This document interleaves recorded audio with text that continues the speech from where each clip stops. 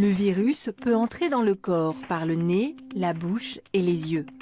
Les symptômes qu'il déclenche varient alors beaucoup d'une personne à l'autre. Mais dans plus de 80% des cas, l'intrusion du virus déclenche une réaction de protection qui se traduit par la fièvre. Elle essaye de rendre le corps hostile au virus en élevant sa température. J'ai pris ma température et j'avais 39,5. J'avais chaud, j'avais froid, j'avais des vertiges, j'avais des crampes d'estomac. Ce qui m'a frappé, en fait, c'est la vitesse de propagation des symptômes et la virulence de la maladie. Cette fièvre consomme beaucoup d'énergie, ce qui peut être à l'origine d'importantes courbatures et d'une grande fatigue. Au début, j'allais juste faire une sieste et puis en fait, après, c'était dans la matinée, je me recouchais, l'après-midi, je me recouchais et c'est avec grand plaisir que je me recouchais le soir en définitive. Parfois, la présence du virus au niveau du larynx provoque une inflammation responsable d'une toux sèche. La toux, elle est non-stop des fois pendant 2 heures de temps. C'est une toux très sèche et très irritante. Et ça fait pas mal, mais c'est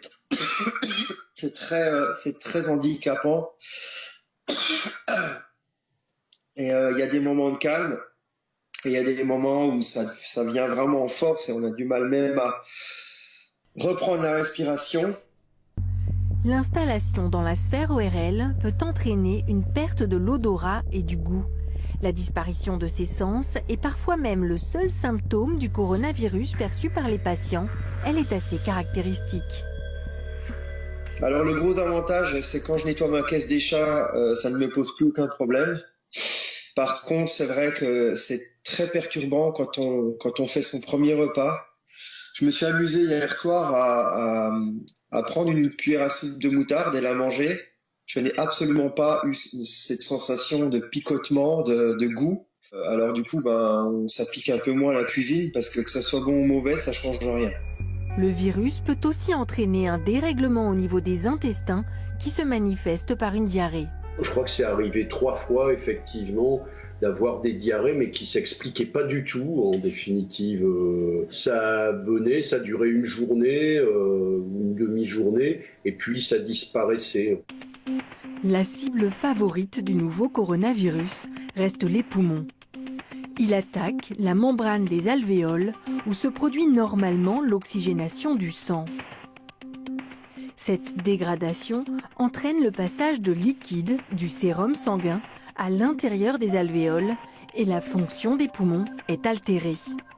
C'est une pneumonie qui se traduit par des parties blanches sur une radio des poumons normalement entièrement noires lorsqu'ils sont remplis d'air.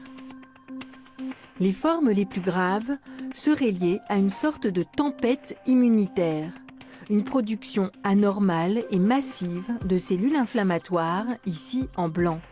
Elle se dirige principalement contre les poumons, dont presque toutes les alvéoles sont cette fois touchées, entraînant ces radiographies caractéristiques des patients en réanimation à cause de ce nouveau coronavirus.